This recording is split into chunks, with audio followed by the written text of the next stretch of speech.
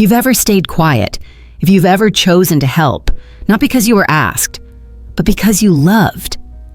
And one day, the very people you sacrificed for looked through you like you were nobody. Then this story is for you. It's not loud. It's not about revenge in the way most people expect. But if you listen closely, this might be the revenge story your heart has been waiting to hear.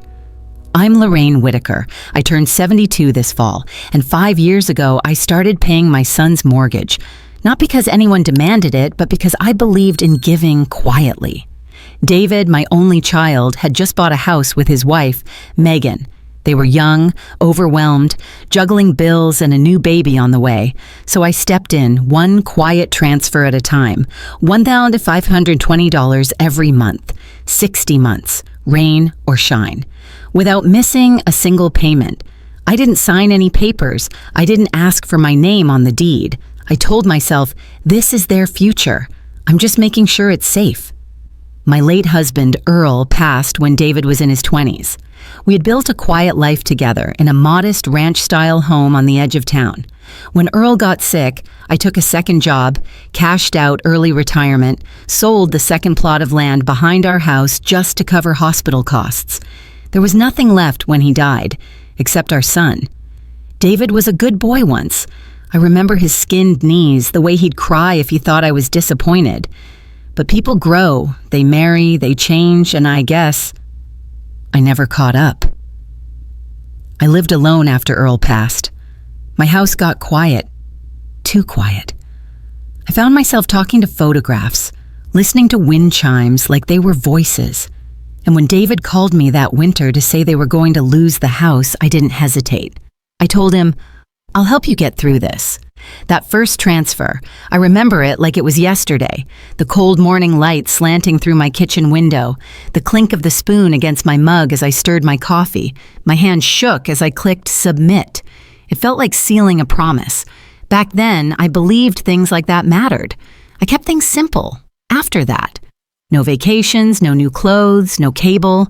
I bought dented cans at the discount grocery and kept the thermostat low enough to see my breath on some nights. But I never missed a month. I had this picture in my head of growing old in their home, the guest bedroom with floral curtains, Sunday roasts with grandchildren laughing down the hallway. I didn't want to be a burden. I just wanted a place to belong. I didn't talk about the payments with anyone, not even with my neighbor Sadie, who often stopped by with warm pie and a head full of opinions. "You're too soft on that boy," she'd say.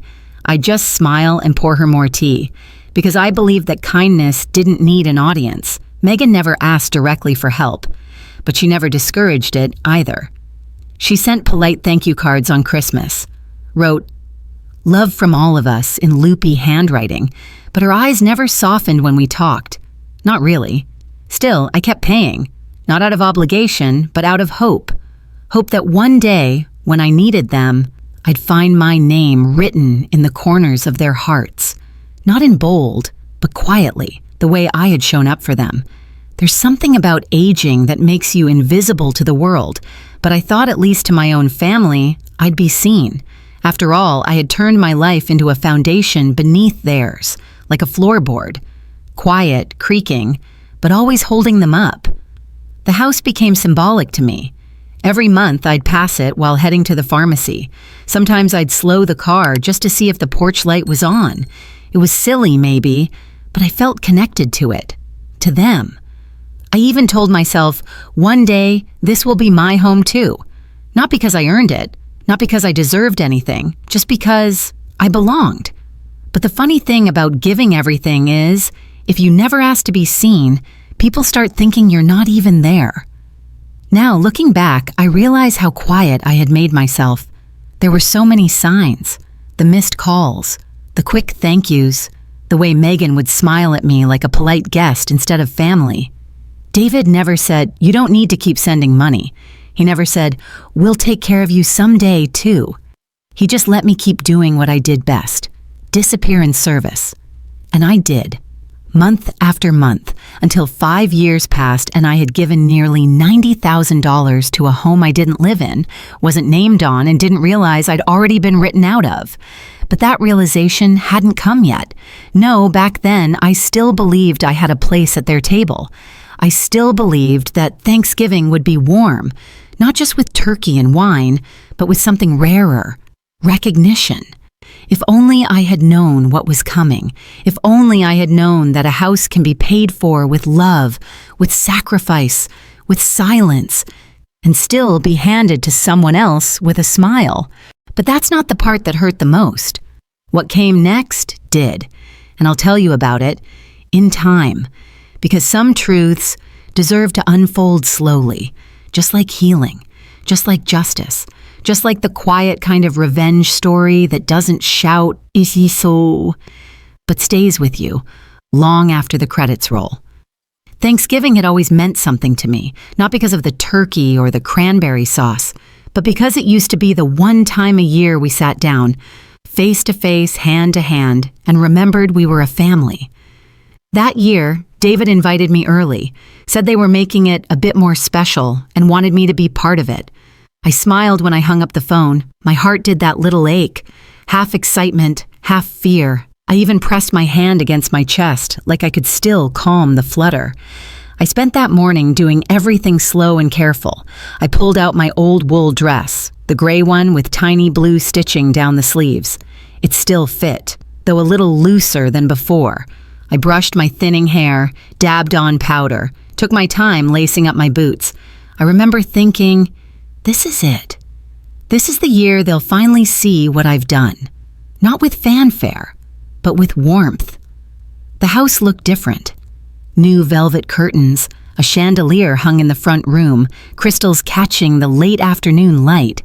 The air smelled of roasted turkey and cinnamon. Familiar, but somehow foreign now. When Megan greeted me, her smile was polite. "Oh, good, you're here," she said, her eyes flicking briefly over my dress. "Come in, we're just getting things started." Inside, the place buzzed with people. Her parents, their friends, even some of David's coworkers. I hovered for a moment near the hallway, watching them all float in perfect rhythm, like a dance I was never taught. Eventually, Megan handed me a bowl of chestnuts.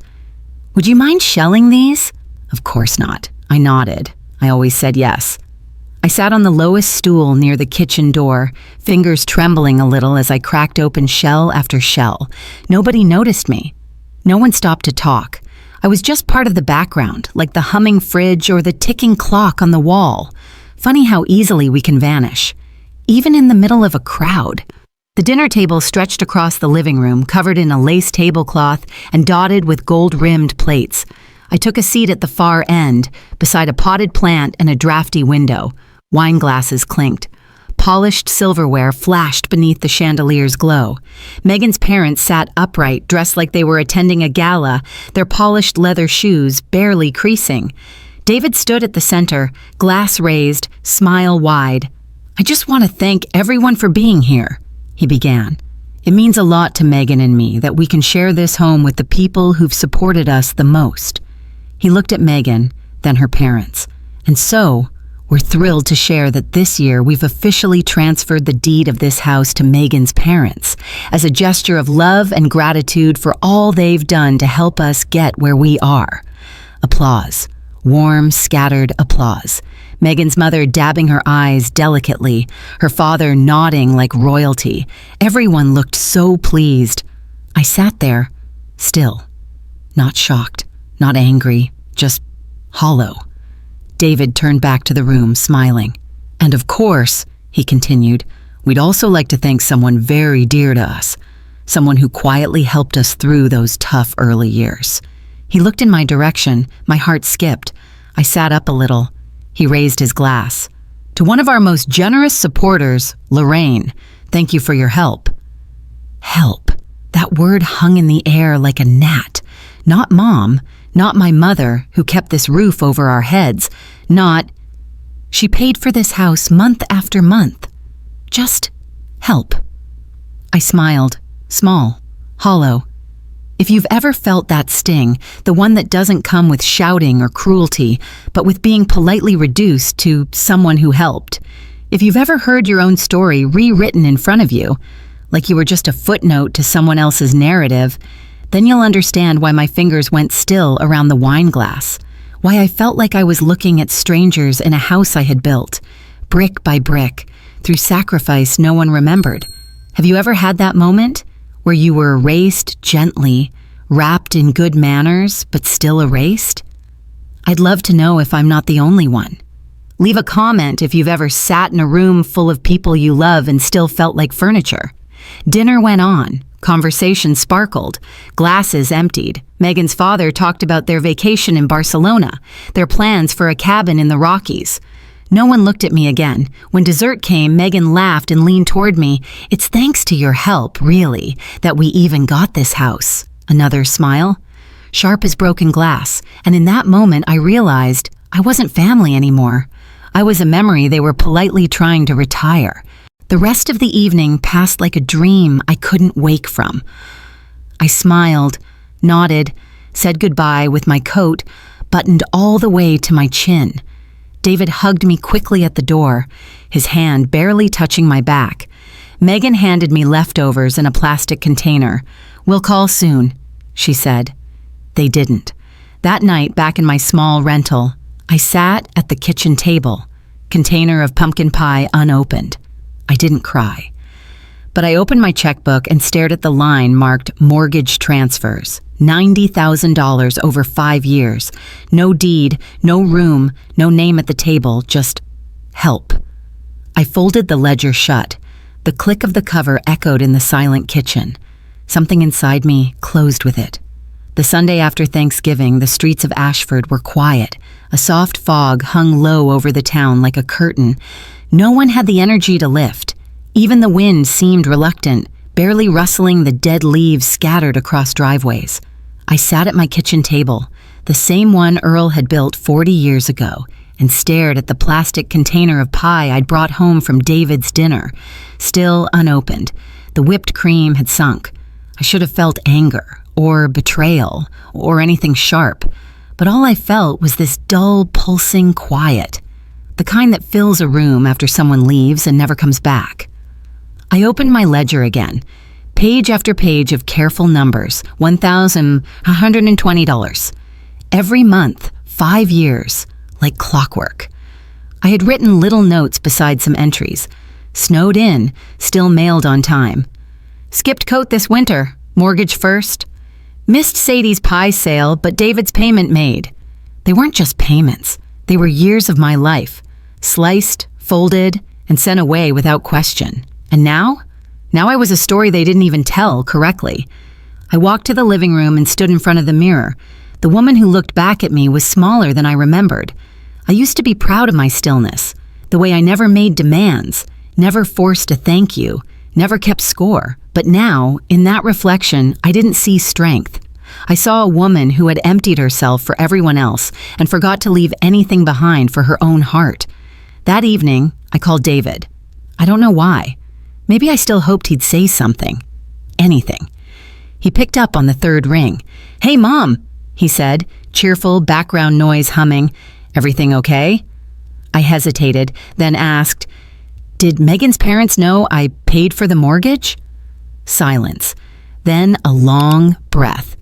We didn't think it was necessary to go into all that. It would have made things complicated. Complicated. He said it like the truth was messy, like acknowledging me was some kind of inconvenience. "I just wanted to help," I said softly. "I know," he replied. "And you did, really. But this isn't about that now. They've done a lot too." I nodded even though he couldn't see it. My mouth formed a faint, "Okay." I didn't say anything else. We hung up.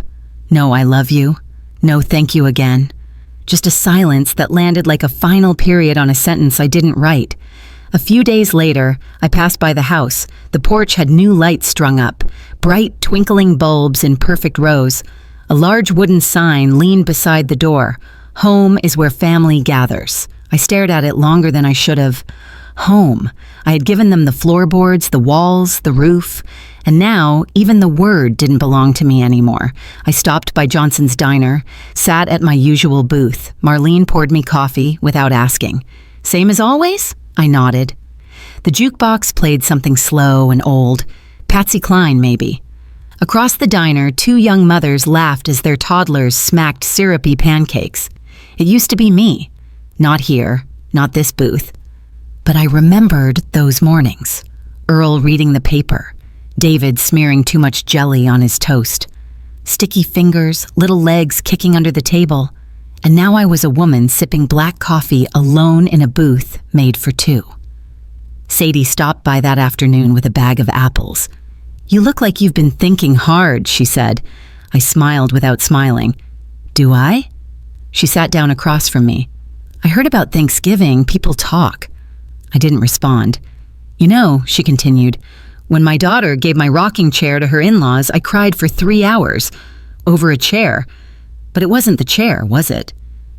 I shook my head. No, I whispered. It's never about the thing. She reached across the table, covered my hand with hers, wrinkled, warm. It's about being replaced, she said. That night, I stood by the window, watching the street lamp flicker. It buzzed faintly, like it wasn't sure whether to burn out or keep glowing. I understood that. I'd spent so long giving, I didn't know how to stop. But for the first time in a very long time, I didn't feel like a giver. I felt used. Like a napkin someone folded neatly after dinner, then threw away. I didn't cry that night. I didn't scream.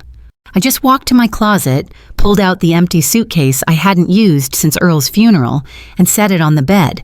Something in me had shifted, and even though I didn't know where I was going yet, I knew I couldn't stay here. Not like this.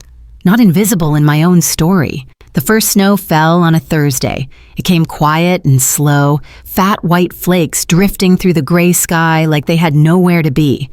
I stood at the window, hands wrapped around a mug of tea gone cold, and watched the neighborhood fade under the softness of winter. Something about snow always made the world feel gentler. But that morning, it didn't soothe me. That morning, it felt like the world was trying to cover something it didn't want to face, just like David had done with me.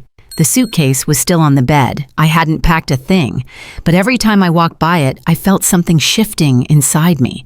Not anger, not sadness, just a quiet certainty that I couldn't stay the same. Later that day, I walked to the bank. It was a small building on the corner near the post office. Old bricks, foggy glass windows, the kind of place where everyone still knew your name. I stepped up to the counter, and the young teller smiled at me. Mrs. Whitaker, she said gently. Closing the auxiliary account? I nodded. She didn't ask why. She just handed me the form and a black pen. I signed it. Just one signature. But it felt heavier than any of the checks I'd written over the years. That account, the one I used to send David his mortgage support, had been open for 5 years. And now, with a single motion, it was gone. Finished. I walked out into the snow and breathed deeper than I had in months. When I got home, I opened the kitchen drawer and pulled out the old photograph of Earl and me. Our wedding day, wind in my veil, his tie crooked like always. I traced his face with my thumb and whispered, I did my best. Then I slipped the photo into my coat pocket, not to carry pain, but to remember that there was once a time I was chosen, wanted, loved back. Sadie stopped by that evening. She brought soup. Didn't say much at first, just set the pot down and took off her gloves. After we ate, she looked at me and said, You're thinking about leaving? I nodded. She didn't ask where, just said, Don't wait until you're nothing but dust in their memory. You're allowed to walk away while you still remember who you are. I blinked back a tear I didn't know had been waiting. Then she added, You already left in spirit. Now it's time to catch your body up. I stayed up that night. Packing didn't take long. My life had gotten smaller over the years, fewer dresses, fewer books. I wrapped my china teacups in dish towels, slipped my rosary into the side pocket of the suitcase. But more than packing, I was letting go.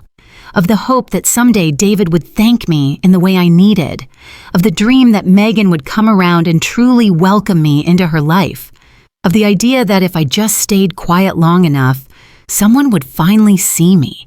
The next morning, I made one final stop, David's house. I didn't knock.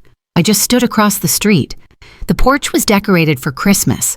Wreaths, ribbons, white lights glowing through the windows. The house looked happy, content. I stood there for maybe 10 minutes, long enough to feel the cold bite my cheeks, long enough to know I didn't belong there anymore. Then I turned away. I walked home slowly, and as I did, I heard my mother's voice in my head, words she'd once whispered to me the night I came home heartbroken at 17. "No one's coming to save you, baby, so be the one who does." I had forgotten that, buried it under years of compromise, of giving without asking, of showing up without invitation. But not anymore. I didn't leave that day out of revenge. I left because I realized I had given enough, more than enough. And what they gave back wasn't family. It was obligation, convenience, and eventually, nothing at all. It wasn't dramatic. No storming out, no slammed doors, just the slow exhale of a woman reclaiming her space. Sometimes the loudest way to say no more is to simply walk away. The house was smaller than I expected. Gray siding, a crooked porch, and a roof that dipped ever so slightly in the middle, like it had been shouldering too much weight for too long. Maybe that's why I liked it. It was the kind of place you didn't have to impress anyone with. It just existed, like me. I signed the papers without ceremony. No red ribbon, no champagne, just me, a pen, and the quiet scratch of ink on paper. The realtor smiled politely. I don't think she realized this was the first thing I'd ever truly owned in my name since Earl died. No co-signers, no shared deed, no helping someone else. Just mine. Moving in was slow. My body doesn't move the way it used to, and I didn't have much. A few boxes, some old books, 2 chairs, a nightstand, the tea set Earl gave me for our 15th anniversary. But I liked the stillness, the way the morning light came through the front window and painted soft stripes across the floorboards, the way the wind tapped gently at the back door like it remembered how to knock. I started with the walls. The paint had peeled in places, yellowed with time. I bought 2 gallons of soft green and spent a week brushing it on, inch by inch. Every stroke felt like breathing again. In the yard, winter had left the ground stiff and colorless, but I bought daffodil bulbs anyway, planted them along the front fence, hands cold, knees stiff, breath fogging the air. The soil didn't care how old I was, didn't ask what I had lost. It just opened up and let me begin again. One morning, as I was pulling weeds, a voice called from across the fence, "Morning, ma'am." I looked up. An older man stood leaning on a cane, a worn baseball cap pulled low over his eyes. "Name's Harold," he said, "2 houses down. Used to be the gatekeeper at Ashford High." I smiled. "Lorraine, just moved in." He nodded, took a slow look around my yard.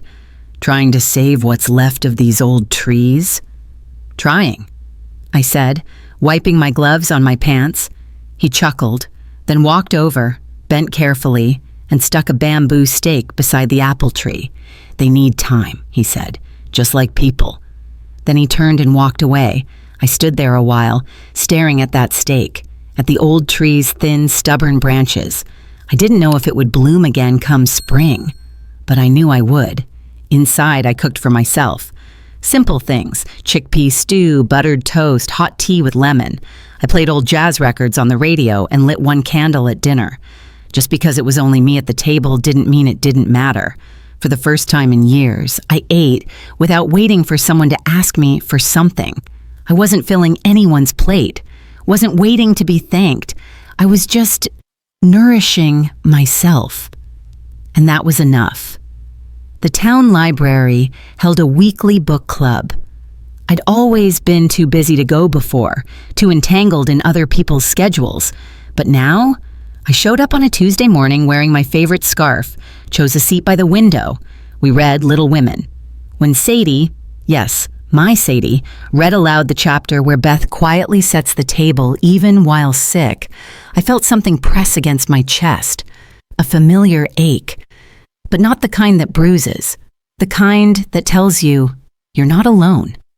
Weeks passed. Snow melted. The first shoots of green peeked up along my fence line.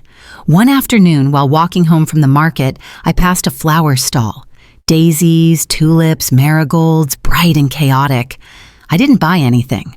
I just smiled, because I remembered the daffodils I'd planted, and I didn't need more. What I planted myself was enough. I got a letter from David that week. A thin card, his handwriting rushed, an invitation, a reconciliation dinner. I didn't cry when I opened it, didn't feel anger or revenge. I simply folded the card in half, set it beside the cold teapot, and went back to my soup. Healing isn't loud. It doesn't come with applause or announcements. It arrives in small moments. A chair that doesn't wobble after you fix the leg, a quiet meal you enjoy without rushing, the way your own name starts to sound like home again. That's the kind of rebirth no one can take from you, not even family.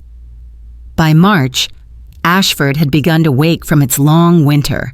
The sidewalks shimmered with meltwater, puddles reflecting the soft gray sky. Bare trees stretched their limbs upward like they'd forgotten what sunlight felt like. And just outside my new kitchen window, the first green tips of daffodils broke through the soil I'd once knelt over with numb hands. I stood there with my morning tea, watching it all. I was still here, not waiting, not surviving, living. I'd thought rebirth would feel dramatic, like fireworks or rushing relief, but no, it was quieter, like the slow drip of snow off the eaves, like laughter at a book club meeting when someone stumbles over a word, like the simple knowledge that no one expects anything from you except for your presence, and that presence is finally enough. One morning, while walking through town with Sadie, we passed the hardware store. I paused, not because I needed anything, but because of what I saw on the bulletin board, a foreclosure notice, addressed to David and Megan Whitaker, same house, the house I once paid for in silence. Sadie followed my eyes, read it too, but said nothing. Neither did I. We just kept walking. I wasn't angry, not even satisfied. What I felt was something different, a release. For years I had been holding my breath, waiting to be seen, to be thanked, to be included. But in that moment, standing in front of a strip of faded posters, I realized I no longer needed any of it, because I had already built something better. Not a house, a home, within myself. A few days later, a knock came at my door. When I opened it, David stood there, hands in his coat pockets, eyes sunken, shoulders hunched like someone who'd walked a long way through the cold. I didn't say anything, just waited. "Mom," he said, voice low, "I heard about your new place. It's nice." He paused, looked down at his shoes. Things haven't been great. I know we should have done things differently." I nodded, not angry, just listening. He hesitated, then pulled out a folded piece of paper. "I found this in one of the boxes," he said. "Your ledger, the one where you wrote down all the mortgage payments." He handed it to me. I looked down at it, creased, worn, edges soft from years of turning pages. Inside, my handwriting still whispered, "Help them stay." "Skipped new coat. Sent mortgage instead." "Worried, but sent payment anyway." David swallowed. "I didn't know all of it. Not like this." I looked at him, really looked, and for a second, I saw the boy who once cried when he broke his toy truck. The boy who used to run barefoot through our backyard, who once clung to my hand during storms. But now he was a man, confused, unsure, trying too late to find the words. And I was a woman no longer waiting to hear them. I took the ledger, nodded once, and gently said, "I gave what I gave freely, but I'm not giving myself away anymore." He didn't speak, didn't argue, just stood there, then slowly turned and walked back to his car. I closed the door, held the ledger to my chest for a moment, then placed it on a high shelf in the back closet, not out of bitterness, out of peace. It had served its purpose, just like I had, for them. Now it was time to serve something else. Me. Spring came fully a week later. The flower festival returned to the town square, daisies and hyacinths bursting from every corner, children laughing with ice cream in hand, old folks sipping cider in rocking chairs. Sadie and I walked among the booths, stopping at a pottery stall, a caramel apple stand. I bought a small wooden birdhouse painted yellow and blue. It reminded me of the ones Earl used to hang by the porch. I didn't think about the past. Not the house, not the silence at the Thanksgiving table, not the erased name. I just breathed in the air and let the moment rest easy on my shoulders. That evening, I sat by the window as golden light spilled over my daffodils. They had opened fully now, yellow faces turned toward the sky like they'd never known a winter. I made a cup of tea, lit a candle, picked up a book, and in the hush of that moment, I placed my hand over my heart and said, out loud just for me, I am not forgotten. I am not lost. I am not help. I am me. To you. Watching this, if you've ever felt invisible, if you gave everything without being asked and still got left behind, let this be your reminder. You are not just someone who helped. You are the reason things held together. Have you ever had a moment like Lorraine's where you realized your worth even if no one else did? I'd love to hear your story. Share it in the comments below. You might help another woman realize she's not alone either. And always remember, your quiet doesn't mean you were weak. Sometimes, silence is the loudest kind of strength.